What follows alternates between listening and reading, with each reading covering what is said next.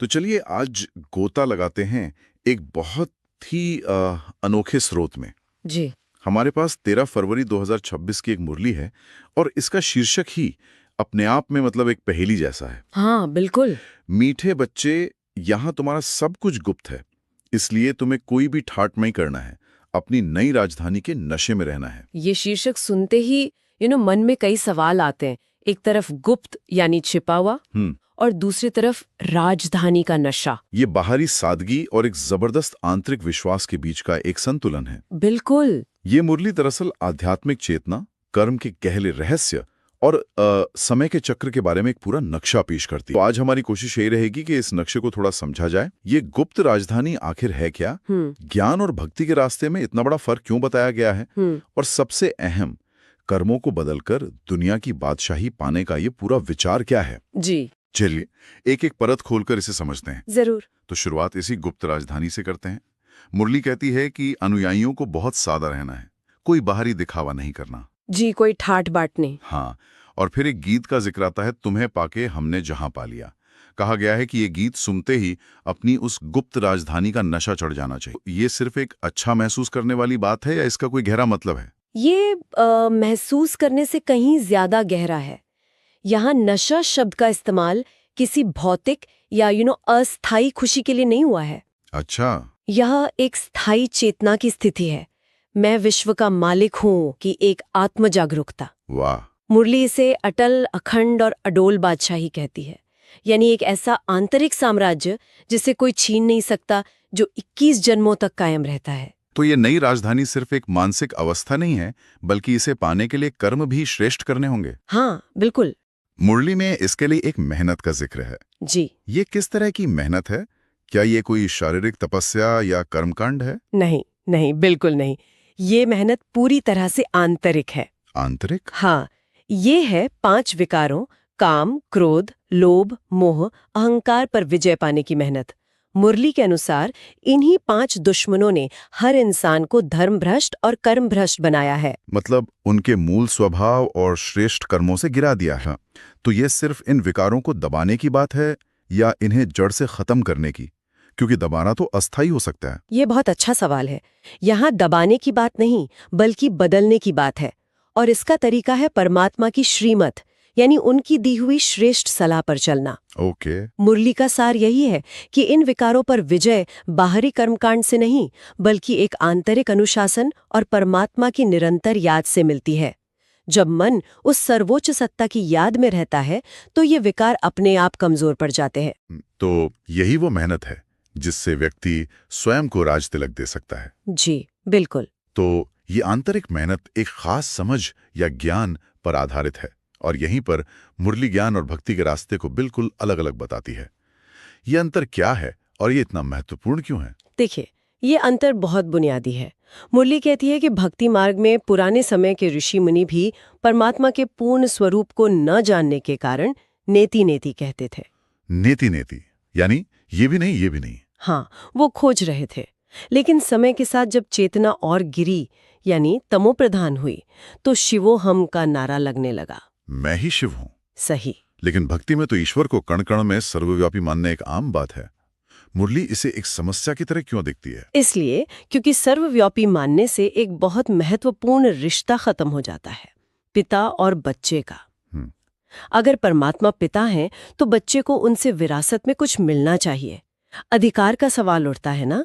हाँ, सही बात है। लेकिन अगर वो कण कण में है, तो फिर विरासत किससे और क्या मिलेगी? मुरली कहती है कि जैसे ही कोई उन्हें पिता के रूप में पहचानता है, उसकी बुद्धि का ताला खुल जाता है। और तब ये सवाल उठता है कि अगर हम उस पिता के बच्चे हैं और स्वर्ग के वासी थे, तो आज इस नर्क समान दुनिया में दुखी क्यों हैं? बिल्कुल, सर्वव्यापी की धारणा इस सवाल को ही खत्म कर देती है। और इसी भक्ति मार्ग के विस्तार की तुलना एक विशाल पेड़ से की गई है। हाँ, जिसके पत्ते गिने नहीं जा सकते। मतलब अनगिनत शास्त्र, मान्यताएं और कर्मकांड बन गए हैं। हाँ, और मुरली कहती है कि अब परमात्मा, जिन्हें बाप कहा गया है, वो आकर कहते हैं कि भक्ति की ये सारी सामग्री अब पुरानी हो चुकी है, इसका समय पूरा हो गया। अब बस एक को याद करो। हाँ, अब बस एक मुझे याद करो और मुझसे अपनी विरासत लो। इसीलिए ज्ञान को चढ़ती कला यानी उन्नति का मार्ग और भक्ति को उतरती कला यानी गिरावट का मार्ग कहा गया है। जी, और ज्ञान से सेकंड में जीवन मुक्ति की बात की गई है। ये सेकंड में जीवन मुक्ति का विचार सुनने में बहुत आकर्षक है, लेकिन मतलब थोड़ा अविश्वसनीय भी लगता है। क्या इसका मतलब सचमुच एक सेकंड है? हाँ, नहीं, ये सेकंड असल में समय की इकाई नहीं बल्कि संकल्प की शक्ति है। संकल्प की शक्ति। जी, ये उस एक निर्णायक पल की बात है जब बुद्धि में ये ज्ञान पूरी तरह बैठ जाता है कि मैं कौन हूँ और मेरा पिता कौन है। वो एक संकल्प जीवन की दिशा बदल देता है। और राजा जनक का उदाहरण? हाँ, राजा जनक का उदाहरण ये बताने के लिए है कि यह मुक्ति किसी एक व्यक्ति के लिए नहीं है। यह एक अवस्था है जो हर कोई पा सकता है, जीवन में रहते हुए विकारों और दुख के रावण राज्य से मुक्त होना। तो ये एक सामूहिक मुक्ति की ओर इशारा है। हाँ, इस मुक्ति का विचार हमें मुरली में बताए गए एक बड़े चित्र की ओर ले जाता है, समय का चक्र यानी सृष्टि का नाटक। ये कैसे काम करता है जी? मुरली 5000 साल के चक्र का वर्णन करती है। इसकी शुरुआत होती है सतयुग से, जिसे स्वर्ग या स्वर्ण युग कहा गया है, जहाँ एक ही धर्म, एक भाषा, एक मत। जी, और एक आदर्श राज्य होता है। सभी मनुष्य अपने मूल दैवी गुणों से भरपूर और पूज्य होते हैं, यानी वंदनीय। फिर त्रेता युग आता है, जहाँ कलाएं थोड़ी कम होती हैं, लेकिन फिर भी सुख शांति रहती है। और फिर गिरावट शुरू होती है। हाँ, द्वापर युग से वाम मार्ग यानी विकारों का प्रवेश होता है। यहीं से रावण राज्य का आरंभ माना गया है। अच्छा। जो आत्माएं सतयुग में पूज्य थीं, वही अब पुजारी बनकर मूर्तियों की पूजा करने लगती हैं। वे अपने ही पूर्व स्वरूप को पूजने लगते हैं। यानी कर्मों का बंधन यहीं से शुरू होता है। हाँ, और जन्म मरण का चक्र दुखदाई हो जाता है। मुझे जो बात सबसे अलग और मतलब चौंकाने वाली लगी, वो है पहचान का संकट। मुरली कहती है कि भारत का मूल आदि सनातन देवी देवता धर्म लगभग खत्म हो गया है और लोग खुद को हिंदू कहने लगे हैं। लेकिन ये हिंदू शब्द कहाँ से आया, इसका कोई ठोस आधार नहीं है। ये वाकई एक गहरा बिंदु है। मुरली से एक तरह से आध्यात्मिक स्मृतिलोप या स्पिरिचुअल एमनीजिया कहती है। Spiritual amnesia. जी, इसके पीछे का मनोविज्ञान ये है कि सतयुग के देवता संपूर्ण पवित्र थे।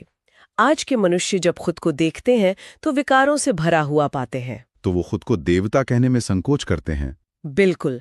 ये हिंदू नाम बाद में चलन में आया, जो एक भौगोलिक पहचान से ज्यादा जुड़ा था। मुरली के अनुसार ये भी इस सृष्टि नाटक के प्लान का ही एक हिस्सा है। तो अगर इंसानियत अपना रास्ता और अपनी पहचान दोनों भूल चुकी है, तो उसे एक मार्गदर्शक की जरूरत होगी। निश्चित रूप से। मुरली इस बारे में बहुत साफ है कि वो सच्चा मार्गदर्शक या सद्गति दाता कौन हो सकता है। हाँ, इस पर बहुत जोर दिया गया है कि सद्गति यानी सच्ची मुक्ति और जीवन मुक्ति देने वाला केवल एक ही है, परमात्मा। केवल एक। हाँ, बाकी जितने भी धर्म स्थापक हुए, जैसे बुद्ध, क्राइस्ट या मोहम्मद, वे अपना अपना धर्म स्थापन करने आते हैं, लेकिन वे सभी आत्माओं को वापस घर यानी परमधाम नहीं ले जाते। नहीं, स्वर्ग की स्थापना करते हैं। सांसारिक गुरु रास्ता दिखा सकते हैं, लेकिन मुक्ति और जीवन मुक्ति की विरासत केवल बेहद का बाप ही दे सकता है। इसका एक बहुत ही व्यवहारिक उदाहरण भी मुरली में है कि जब भी किसी को गहरा दुख होता है, तो चाहे वो किसी इंसान से कितना भी प्यार करता हो, उसके मुंह से हे भगवान, हाँ, हे ईश्वर या ओ गॉड ही निकलता है। ये दिखाता है कि अवचेतन में सबको पता है कि असली मददगार कौन है। बिल्कुल, ये एक सहज आंतरिक पुकार है जो सीधे सर्वोच्च सत्ता की ओर जाती है। लेकिन यहाँ एक बहुत बड़ा ट्विस्ट है। मुरली कहती है कि परमात्मा इन पुकारों को सुनकर नहीं आते। उनका आना एक पूर्व निश्चित ड्रामा में तय है। अब ये बात थोड़ी विरोधाभासी लगती है। हाँ, लगती है। अगर सब कुछ पहले से तय है, तो फिर मेहनत करने, विकारों को छोड़ने या भगवान को याद करने का क्या मतलब रह जाता है? ये इस ज्ञान का सबसे गहरा और शायद सबसे मुश्किल से समझ आने वाला पहलू है। मुरली इसे एक विशाल अनादि नाटक या फिल्म की तरह समझाती है, जो हर 5000 साल में हूबहू दोहराया जाता है। हूबहू। हाँ, इस नाटक की स्क्रिप्ट पहले से लिखी हुई है। हर आत्मा एक एक्टर है और उसका पाठ निश्चित है। परमात्मा का आना भी उसी स्क्रिप्ट का हिस्सा है, जो तब होता है जब धर्म की अति ग्लानि होती है और भक्ति मार्ग पूरा होता है। तो फिर हमारी ये स्वतंत्र इच्छा या फ्री विल का क्या हुआ? इसे ऐसे समझे कि एक एक्टर को जब स्क्रिप्ट मिलती है तो वो कहानी नहीं बदल सकता, सही। लेकिन उसे अपना किरदार पूरी लगन, मेहनत और समझ से निभाना होता है। यहाँ मेहनत करना भी उस आत्मा के पार्ट का ही हिस्सा है। अच्छा। यह जानना कि सब कुछ ड्रामा में निश्चित है, चिंता और तनाव से मुक्त करता है। इसका मतलब आलसी होना नहीं, बल्कि हर सीन को साक्षी होकर, हल्के होकर और अपनी सर्वश्रेष्ठ क्षमता से निभाना है। वाह, ये एक बहुत बड़ा मानसिक बदलाव है। चिंता करने के बजाय अपने पार्ट पर ध्यान देना। जी। तो अगर एक्टर का लक्ष्य अपने पार्ट को बेहतरीन तरीके से निभाना है, तो इस नाटक का क्लाइमैक्स या अंतिम अवस्था क्या है? मुरली का वरदान शायद इसी भविष्य की ओर इशारा करता है। हाँ, वरदान भविष्य की सेवा के एक बहुत ही उन्नत तरीके के बारे में है। उसमें कहा गया है कि एक समय आएगा जब संचार के सभी भौतिक साधन, फोन, इंटरनेट, पत्र व्यवहार, सब काम करना बंद कर देंगे। प्राकृतिक आपदाओं या किसी बड़ी उथल-पुथल के कारण? हाँ, ऐसा हो सकता है। और उस समय सेवा करने के लिए एक वायरलेस सेट की जरूरत होगी। ये सुनकर तो किसी साइंस फिक्शन फिल्म का ख्याल आता है। हाँ, पर ये कोई छुपी हुई तकनीक नहीं है। तो फिर क्या है? ये तकनीक मन की है। ये वायरलेस सेट कोई मशीन नहीं, बल्कि मन की एक बहुत ही शक्तिशाली अवस्था है, जिसे कर्मातीत अवस्था कहा गया है। कर्मातीत अवस्था? जी, इसका मतलब है कर्मों के बंधन और उनके अच्छे बुरे फल के प्रभाव से पूरी तरह मुक्त हो जाना।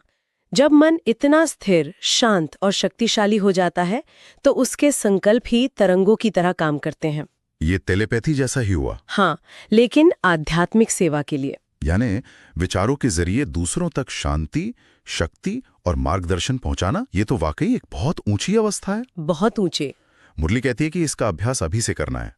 अभी अभी कर्मयोगी, अभी अभी कर्मातीत। ये संतुलन कैसे साधा जाए? यह अभ्यास का शिखर है।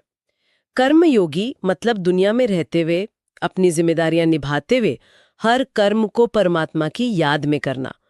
और कर्मातीत मतलब एक सेकंड में उन कर्मों और दुनिया के प्रभाव से न्यारे होकर अपनी आत्मिक स्थिति में टिक जाना। यह मन को ट्रैफिक कंट्रोल की तरह बार बार बाहरी दुनिया से हटाकर आंतरिक शांति में लाने का अभ्यास है। बिल्कुल सही। और इस भविष्य की सेवा के लिए सिर्फ व्यक्तिगत शक्ति ही काफी नहीं है, एकता और विश्वास पर भी बहुत जोर दिया गया है। बिल्कुल। वरदान का स्लोगन है, एक दो में निश्चय रखो और एक दो के संस्कार मिलाओ तो सफलता सहज है। यह दिखाता है कि वो भविष्य की सेवा व्यक्तिगत नहीं, बल्कि एक संगठित और सामूहिक प्रयास होगा। हाँ, जिसकी नींव आपसी तालमेल और एक दूसरे के विशेषताओं में अटूट विश्वास पर टिकी होगी। तो इस पूरी गहरी चर्चा से जो मुख्य बातें सामने आ रही हैं, वे हैं बाहरी दिखावे और ठाट-बाट से परे अपनी आंतरिक गुप्त राजधानी की चेतना में जीना। श्रेष्ठ कर्मों का आधार 5 विकारों पर विजय पाना है, जो परमात्मा की याद से ही संभव है। साथ ही भक्ति के विशाल विस्तार से निकलकर एक परमात्मा के सीधे ज्ञान मार्ग पर चलना। और ये समझना कि जीवन एक पूर्व निश्चित ड्रामा है, जिसमें चिंता की कोई बात नहीं, बस हर आत्मा को अपना पाठ श्रेष्ठता से निभाना है। और अंत में भविष्य के लिए खुद को तैयार करना, एक ऐसी कर्मातीत अवस्था के लिए जहां मन की शक्ति ही सेवा का सबसे बड़ा साधन बन जाएगी। जी। ये वाकई एक बहुत ही अलग और शक्तिशाली दृष्टिकोण है। और आज के लिए एक विचार छोड़ जाते हैं। हम अपनी रोजमर्रा की जिंदगी में बाहरी टेक्नोलॉजी पर कितने निर्भर हो चुके हैं। अगर कल ये सब काम करना बंद कर दे, तो क्या हमने अपने मन की आंतरिक वायरलेस शक्ति को विकसित करने के बारे में कभी सोचा है? वो शक्ति जो सिर्फ संवाद ही नहीं, बल्कि शांति और स्थिरता भी फैला सकती है। इस पर सोचना वाकई दिलचस्प होगा।